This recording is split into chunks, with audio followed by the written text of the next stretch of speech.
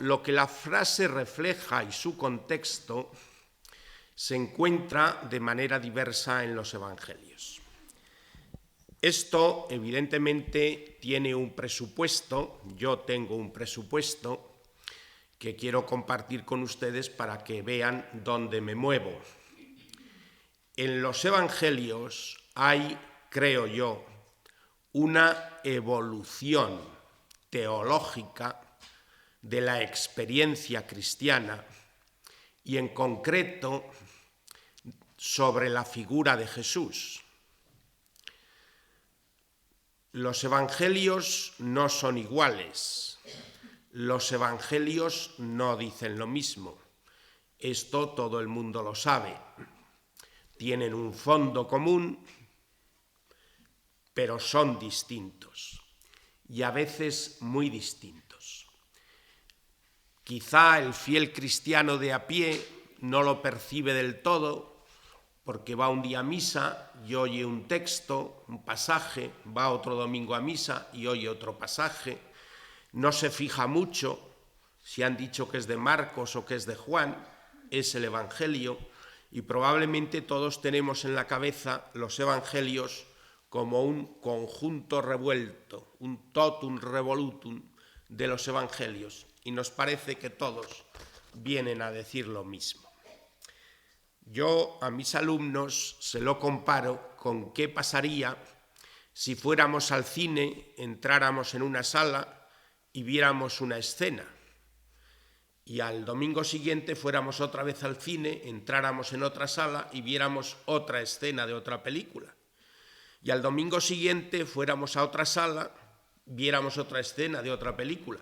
Evidentemente nunca podríamos decir que hemos visto la película. No voy a preguntar aquí, que levanten la mano cuántas de las personas que me escuchen han leído los evangelios, entendiendo por empezar por la primera línea y acabar en la última. Yo en el colegio había leído muchos pasajes del Quijote, pero el Quijote solo es el Quijote cuando se empieza por la primera línea y se acaba en el final. Pues algo así ocurre con los evangelios. Esto está universalmente reconocido, por lo menos entre los especialistas. Pero hay otro aspecto que es el que yo quiero poner aquí de relieve, que no es tan conocido o tan compartido, que es que en los evangelios se da una evolución de la experiencia cristiana. El orden de los evangelios es Marcos, Mateo, Lucas y Juan. Y en ese orden la experiencia cristiana se ha ido desarrollando y evolucionando. Entonces, de lo que voy a tratar es de esa frase en la evolución de los evangelios.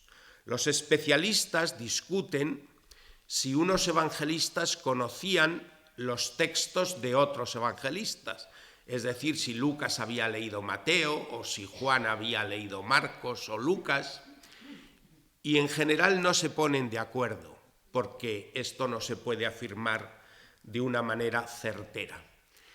Pero yo tengo la impresión de que en el Imperio Romano todos los libros circulaban y quienes estaban interesados conocían los otros libros, como hoy conocemos libros, muchos libros. Otra cosa es que si luego nosotros nos ponemos a escribir, les sigamos o no les sigamos. Y cuando nos ponemos a leer y a usar los libros, usemos los que más nos gustan. Bueno, entonces, la frase "yo estoy en medio de vosotros como el que sirve", como acabo de decir, está en el Evangelio de Lucas y solo en él. En los Evangelios de Mateo y de Marcos, la frase paralela es esta: el Hijo del Hombre no vino a ser servido, sino a servir, y a dar su vida como rescate por muchos. Esta frase tiene el mismo fondo, que es el servicio de Jesús, pero tiene una formulación distinta y sobre todo una ubicación distinta en el Evangelio. Tan Mateo y Marcos son los evangelios más parecidos entre sí. Tanto en Marcos como en Mateo, el pasaje se ubica en el contexto de la tercera predicción de la Pasión, con la que se ofrece un marcado contraste por parte de los discípulos. Jesús, en los 3 evangelios sinópticos, predice 3 veces su pasión. Y esa predicción de la pasión va seguida de una respuesta inadecuada de los discípulos. Esto lo ha escrito Marcos, porque Marcos parece disfrutar dejando mal a los discípulos frente a Jesús y especialmente dejando mal a Pedro frente a Jesús. En el Evangelio de Marcos, cuando Jesús predice por primera vez la pasión, Pedro le dice: eso no te va a pasar a ti, y Jesús tiene que contestarle diciéndole: apártate de mí, Satanás, porque tus pensamientos son de los hombres, no son de Dios. La segunda vez que predice la pasión,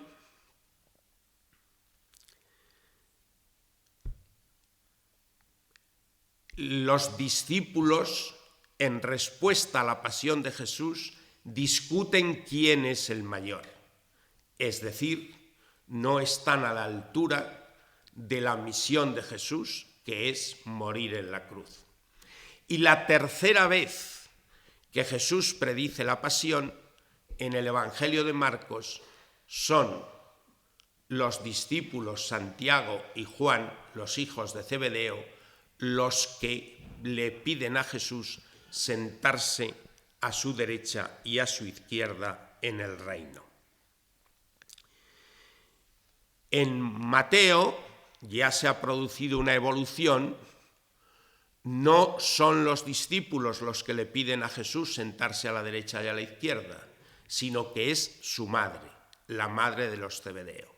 Evidentemente, Mateo no le gusta que los discípulos queden tan mal, y entonces modifica el texto para que sea la madre la que se lo pida, porque a una madre se le perdona cualquier cosa por sus hijos. En Marcos son los discípulos los que piden eso, en Mateo es su madre. El texto: el Hijo del Hombre no vino a ser servido, sino a servir y a dar su vida como rescate por muchos, no aparece como tal en Lucas. El pasaje paralelo es: yo estoy en medio de vosotros como el que sirve. Pero en Lucas este pasaje está ubicado en la última cena. Por tanto en Marcos como en Mateo como en Lucas, la idea del servicio de Jesús tiene que ver con la pasión. En Lucas porque está en la última cena, y en Mateo y Marcos porque está en el contexto de la tercera predicción de la pasión. Lucas no hace que en ningún sitio de su evangelio los zebedeos le pidan sentarse a la derecha y a la izquierda, porque eso va en desdoro de los discípulos. Como ustedes ven, esta idea que he dicho al principio queda aquí y en otros muchos pasajes del Evangelio claramente demostrada. En Marcos son los discípulos Santiago y Juan los que piden sentarse a la derecha y a la izquierda en el reino. En Mateo es la madre lo que lo pide. En Lucas no lo pide nadie. Los discípulos van adquiriendo a lo largo de estos 3 evangelios una mejor imagen, porque los discípulos, ellos y nosotros, seguimos a Jesús al único sitio donde va, que es al Calvario. Entonces, en los Zebedeo no lo quieren seguir al Calvario, sino al reino, en Marcos. En Mateo es su madre, en Lucas no está. Entonces Lucas sí trae, y 2 veces, en la segunda predicción de la Pasión y en la cena, la discusión sobre quién es el mayor. Y en el contexto de esa discusión es cuando Jesús dice: yo estoy en medio de vosotros como el que sirve.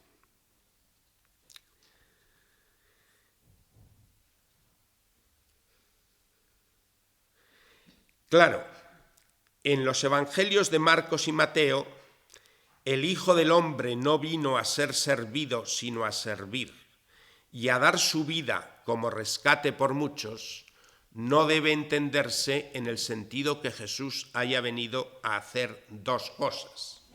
Una, servir, y otra, dar su vida en rescate por muchos.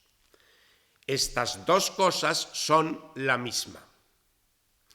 ¿En qué consiste el servicio de Jesús?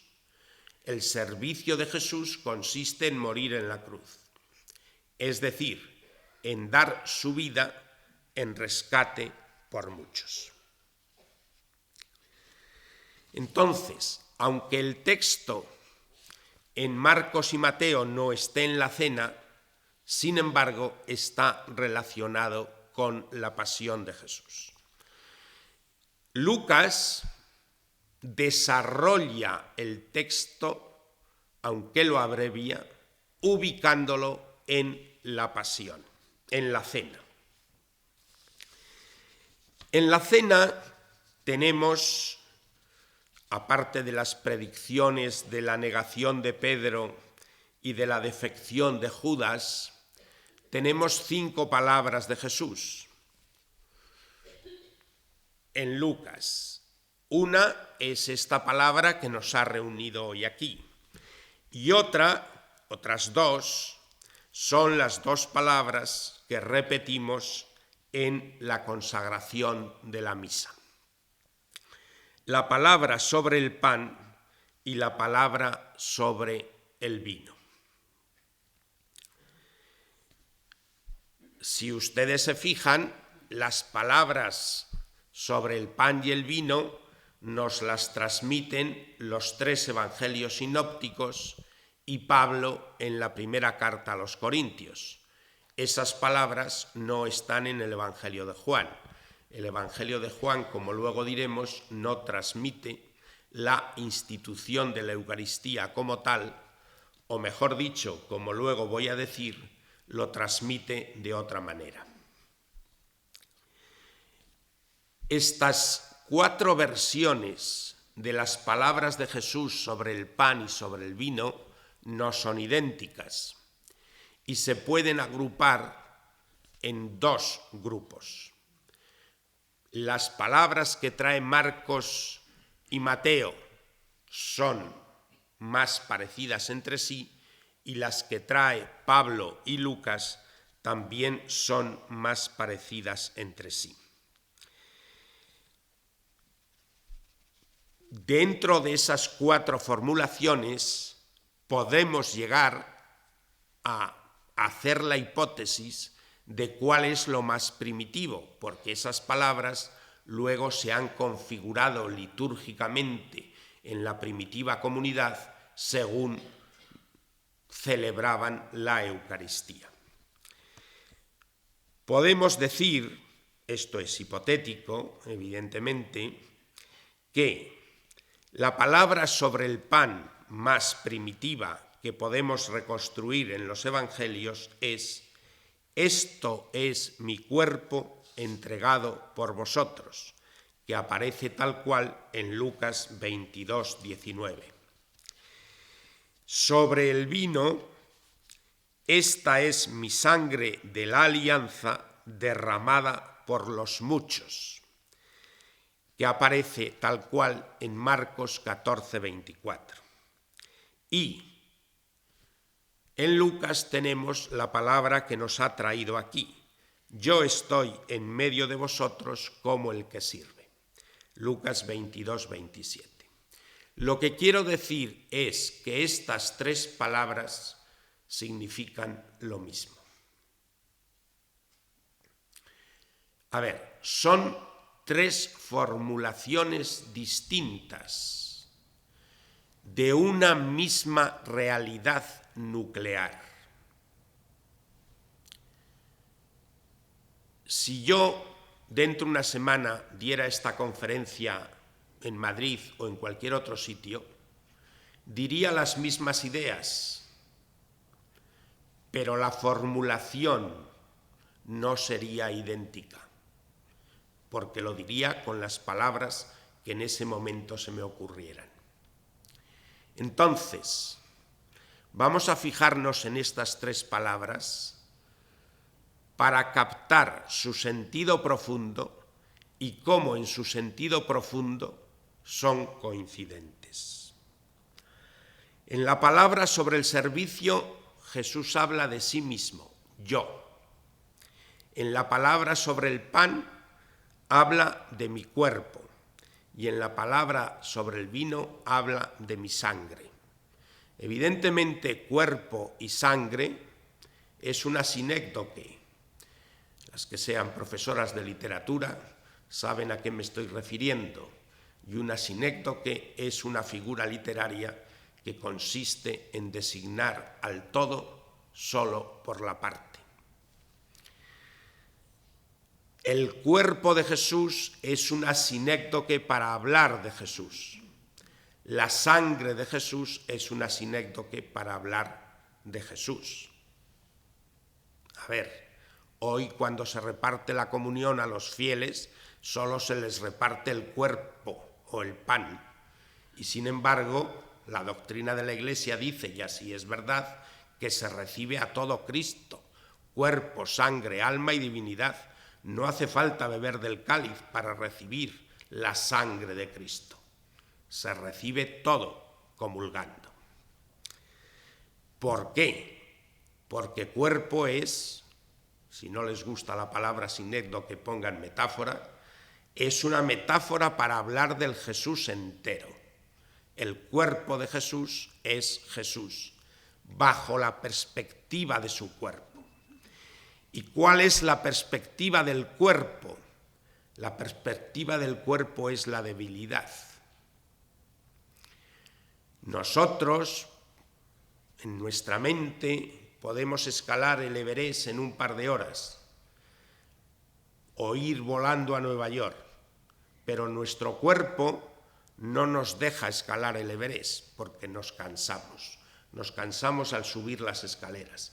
El cuerpo es el signo de la debilidad y de la sensibilidad.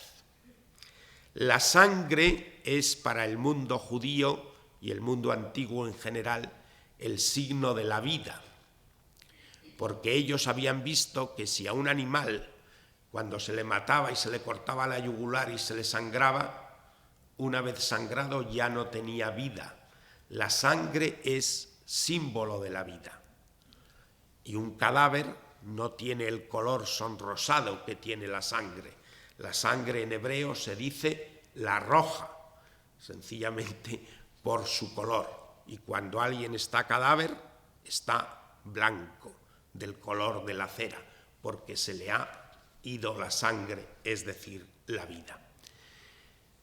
Lo que nosotros llamamos o decimos ser de carne y hueso, nosotros decimos, cuando alguien, por ejemplo, nos ha herido o ha dicho cosas que no nos han gustado y entonces pensamos, ¿no te das cuenta que soy de carne y hueso?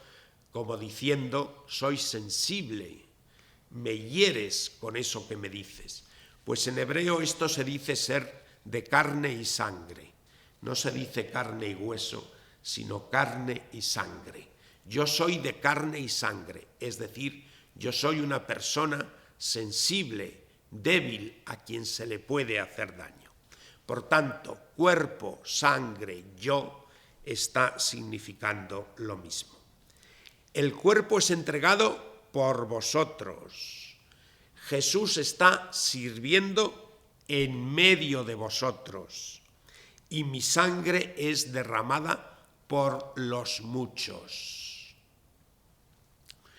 Los muchos en hebreo significa la humanidad. Por tanto, en nuestra traducción de la misa lo decimos muy bien. Esta sangre que será derramada por vosotros y por todos los hombres. Eso es lo que significa los muchos. Toda la humanidad. Es el mayor conjunto de muchos que alguien puede pensar. Y finalmente, el verbo en cada una de las tres frases. Entregado el cuerpo, derramada la sangre, servir. Estos tres verbos están indicando la misma realidad. Y el conjunto de esta realidad es el servicio que Jesús hace de entregar la vida. Jesús, como todos sabemos, anticipa en la cena con las palabras sobre el pan y sobre el vino la entrega que va a hacer de su existencia, de toda su vida, de todo lo que es, al día siguiente en la cruz. Y eso sobre el pan lo ha formulado diciendo: esto es mi cuerpo entregado por vosotros. Sobre el vino lo ha formulado diciendo: esta es mi sangre de la alianza derramada por los muchos. Y en el Evangelio de Lucas lo ha formulado también con la palabra del servicio: yo estoy en medio de vosotros como el que sirve. En la cena hay otras dos palabras de Jesús, que son una sobre la Pascua quiere decir el Cordero, en este caso, y otra sobre el vino, porque en la cena pascual los judíos tomaban y toman 4 copas de vino.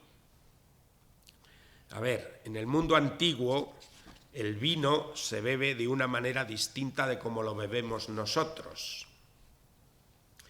En nosotros se ponen las copas y está la botella de vino en la mesa y cada uno se sirve cuando quiere y bebe lo que quiere, y el que no quiere no bebe. Pero esto no se hacía así en el mundo antiguo.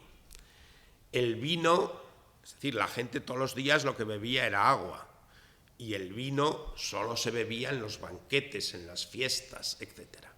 Y el vino tenía su ritual para beberse.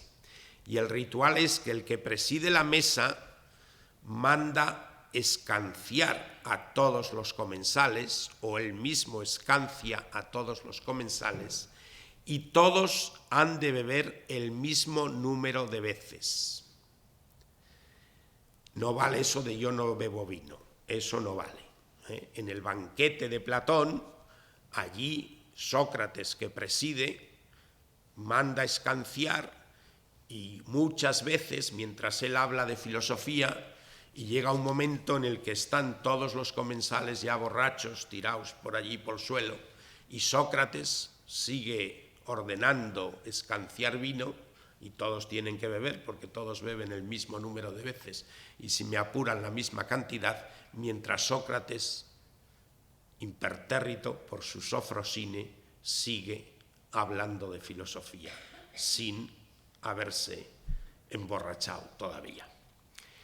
En la cena pascual se beben 4 copas de vino.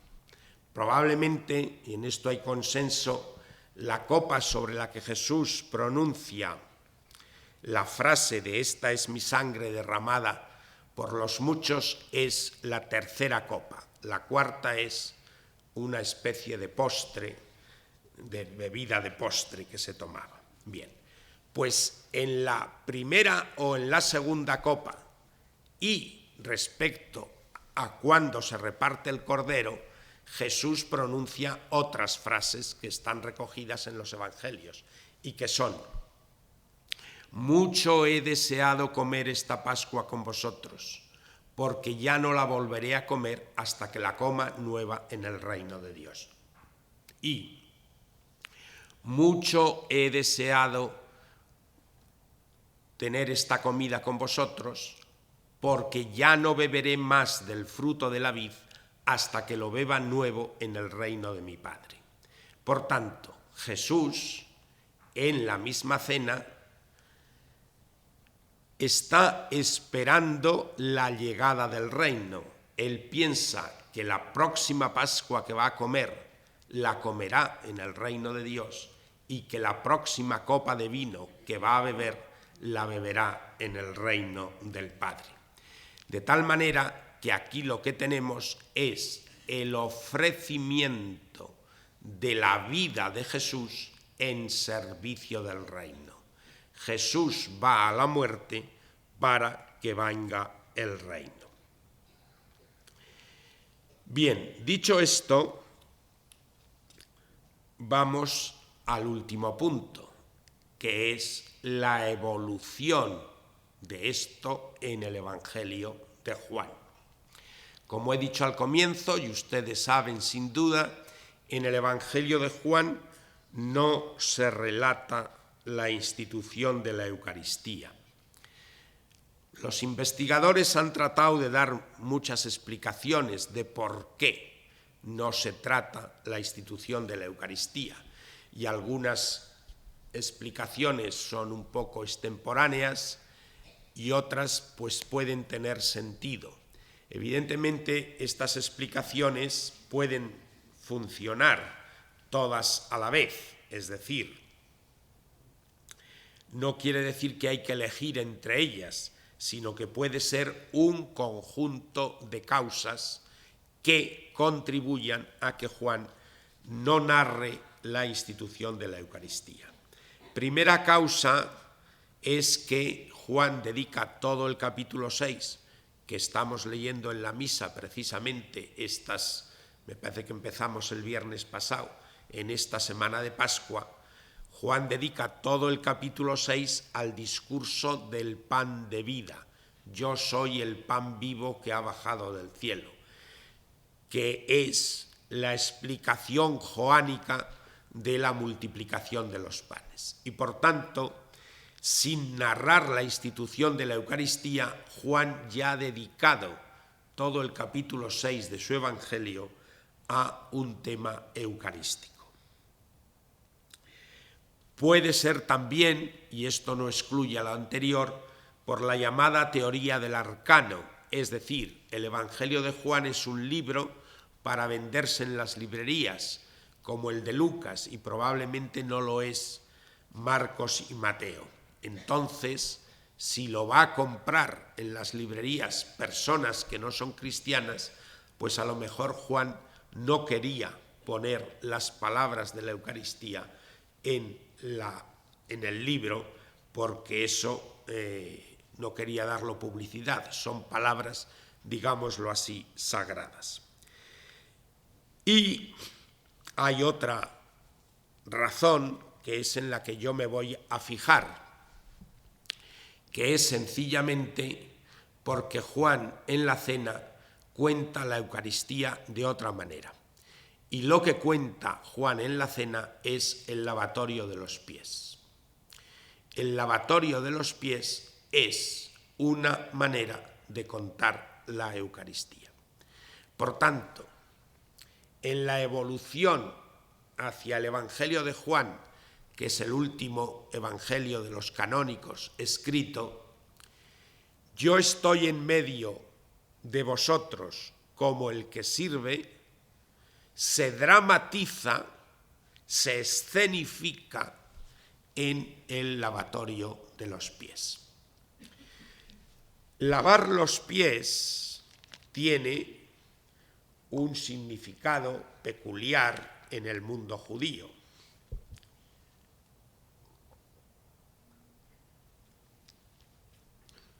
Primero, en el mundo judío y en todos los mundos, lo normal es que cada uno se lave los pies a sí mismo. Eso es lo normal y eso es lo que también pasaba allí. Sin embargo, en el mundo judío, cuando una persona importante llegaba de viaje, se le ofrecía agua para lavarse los pies. Evidentemente caminaban habitualmente con sandalias y por tanto los pies llegaban sucios del polvo del camino y del sudor, y una manera pues de descansar era lavarse los pies. Si se quería honrar al huésped, se le ofrecía no solo agua para lavarse los pies, sino un esclavo que se los lavara. Pero esto era una labor de esclavos, y en la Misná, que es el compendio de la legislación judía unificado en el siglo II, pero que refleja en muchos casos elementos anteriores, se habla en algunos aspectos de esto de lavar los pies. Los rabinos no cobraban por enseñar.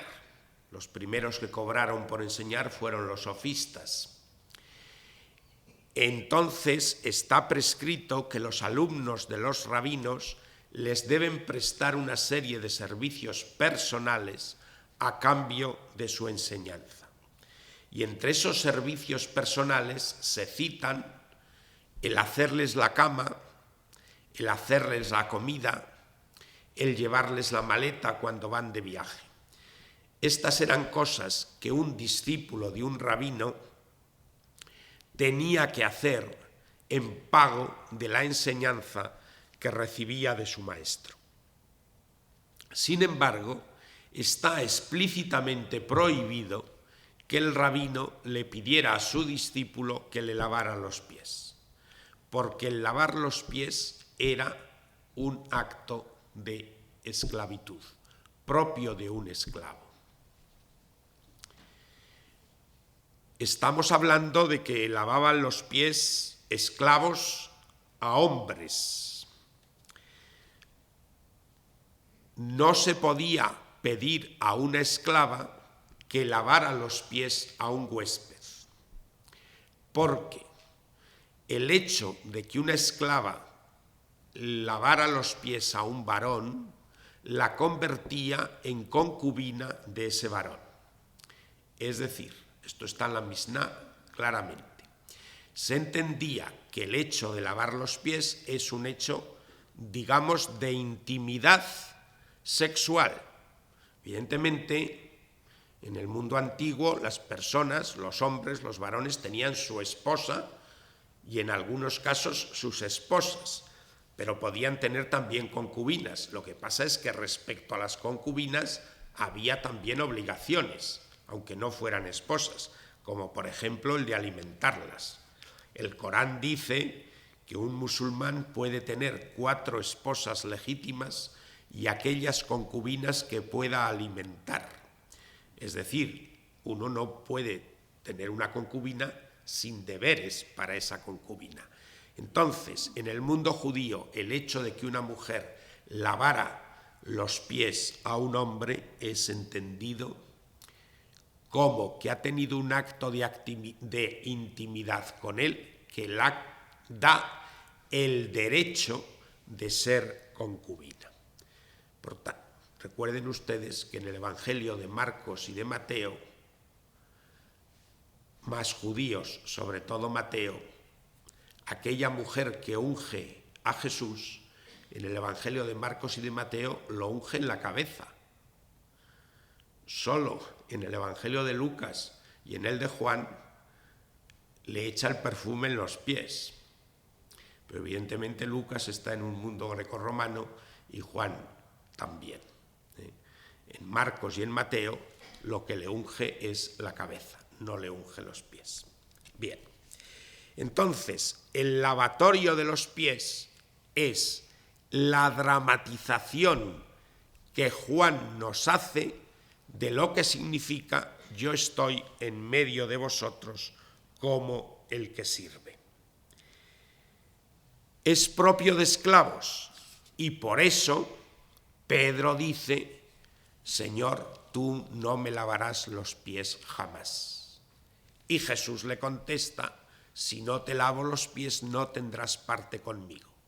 Porque el lavar los pies es, de nuevo, el símbolo de la muerte de Jesús en la cruz. En el lavatorio de los pies, Jesús está ofreciendo su vida como esclavo en servicio de los que son muchos. Y por tanto, en el lavatorio de los pies, lo que el evangelista Juan de lo que nos está hablando es del significado profundo de la Eucaristía, que es entregar la vida por los que son muchos.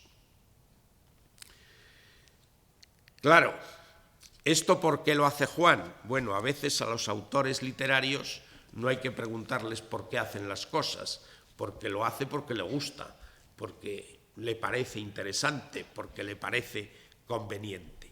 Pero en el fondo yo creo que Juan siempre persigue dar relevancia a la vivencia espiritual.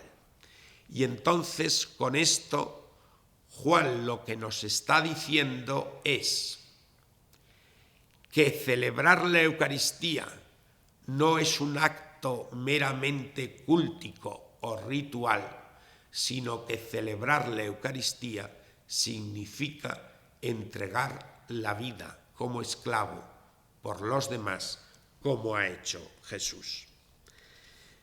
Claro,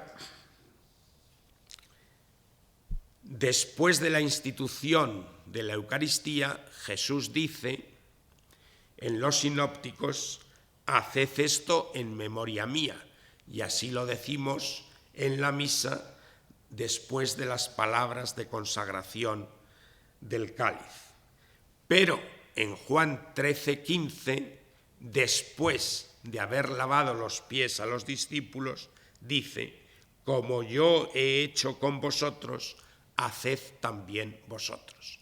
De tal manera que Juan lo que nos está diciendo es que ese símbolo de lavar los pies que hace Jesús para significar la entrega de su vida es lo que nosotros tenemos que hacer al lado de la celebración cúltica de la Eucaristía para expresar también nuestra entrega de la vida como discípulos de Jesús. En el fondo, la idea es, ya que estamos hablando a religiosos y religiosas, que a veces pensamos, no puedo perder la misa un día, no puedo quedarme un día sin Eucaristía, y no digo que eso esté mal, lo que digo es que no pensamos tanto en esta semana a quién he lavado los pies.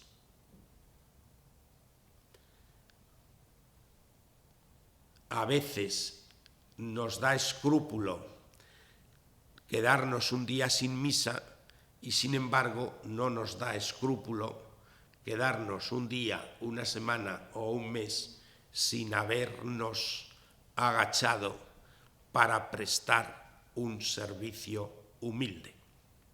En el fondo yo creo que esta es la idea de Juan. La idea de Juan es, ya sabemos lo que la Eucaristía es cuando la celebramos, pero tenéis que caer en la cuenta de que la Eucaristía es propiamente la entrega de la vida por aquellos de los que se ama. Eso se celebra cúlticamente, pero eso se realiza en la vida, como el Señor hizo, según nos cuenta el Evangelio, en la última cena. Bueno, me queda un rasgo por añadir en esto del servicio, que el servicio ha de ser gratuito. Los cristianos no hacemos el bien para que nos premien, porque hacer el bien es bueno. Nosotros hacemos el bien porque hacer el bien es bueno. Y no lavamos los pies para que nos den un premio, ni siquiera el cielo, sino que lo hacemos porque lavar los pies es bueno. Recuerden ustedes el soneto famoso de la época clásica española, de autor anónimo: no me mueve mi Dios para quererte el cielo que me tienes prometido, ni me mueve el infierno tan temido para dejar por eso de ofenderte. Como es bien conocido, no se lo voy a recitar entero, pero la idea de este soneto es la gratuidad en el amor, y el amor que se presta en el servicio ha de ser también gratuita. Esto de el amor gratuito evidentemente está expresado en todos los evangelios, pero de nuevo, quizá quien lo hace de una manera mejor por lo que toca al servicio es Lucas, en la parábola del siervo, Lucas 17, 7 al 10, que solo está en Lucas, y es una parábola con la que cierra la segunda etapa del viaje de Jesús a Jerusalén en el Evangelio de Lucas. ¿Quién de vosotros tiene un siervo arando o pastoreando, y cuando regresa del campo le dice: pasa el momento y ponte a la mesa? ¿No le dirá más bien: prepárame algo para cenar y cíñete para servirme hasta que haya comido y bebido, y después comerás y beberás tú? ¿Acaso tiene que agradecer al siervo porque hizo lo que le fue mandado? De igual modo, vosotros, cuando hayáis hecho todo lo que os fue mandado, decid: somos siervos inútiles, hemos hecho lo que debíamos hacer. En el fondo, esto complementa la idea de que el servicio, que es la entrega de la vida, nosotros la hacemos gratuitamente, por el amor que Dios nos tiene, no para obtener un beneficio. Lo que pasa es que el amor es eterno y el amor es más fuerte que la muerte. Bueno, pues hasta aquí hemos llegado. Muchas gracias por su atención.